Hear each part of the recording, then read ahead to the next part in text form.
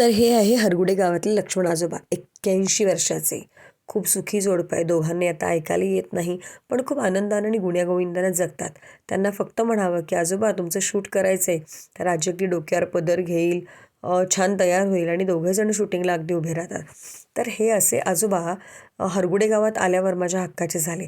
म्हणजे मी 4-5 दिवस त्यांना दिसले नाही, तर ही का मुलगी दिसली नाही म्हणून बघायला येतात. खूपदा माझं त्यांच्याकडे जाणं होतं, हवा-पाण्याच्या गप्पा होतात, खूप त्यांना बोलायचं असतं. तर दोघांनाही ऐकायला येत नाही. मी घसात आणून बोलत असते, पण ते एक बोलतात आणि मी एक बोलत असते. असा तो शिवाशिवीचा खेळ चालू असतो.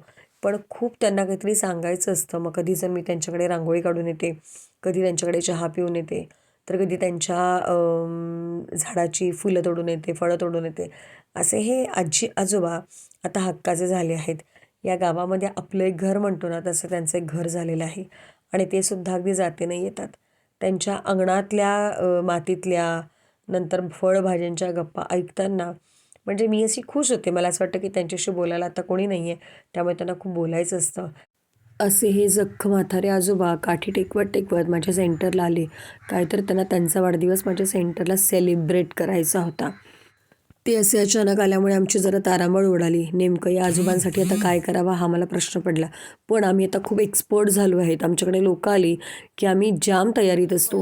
म्हणजे औक्षणाचं ताट तयार केलं. आमच्या मुलींनी त्यांना ओवाळलं आणि त्यांना काय-काय शुभेच्छासुद्धा दिल्या. त्या आजोबांना खूप छान वाटत होतं, भारी वाटत होतं. त्यांच्या मुलीला आणि ते जावयाला इथे घेऊन आले होते. हा आमचा सगळा उत्साह बघून त्यांच्या डोळ्यात आनंदाश्रू होते आणि मला जाताना म्हणाले सुद्धा, की माझ्या आयुष्यातला सगळ्यात सुंदर वाढदिवस हा असेल. अ, आपण चांगले क्षण लोकांच्या आयुष्यात देऊ शकतो, आणखीन काही करू शकत नाही. म्हणजे सेंटरच्या माध्यमातून फार काही करायला मला संधी नसते.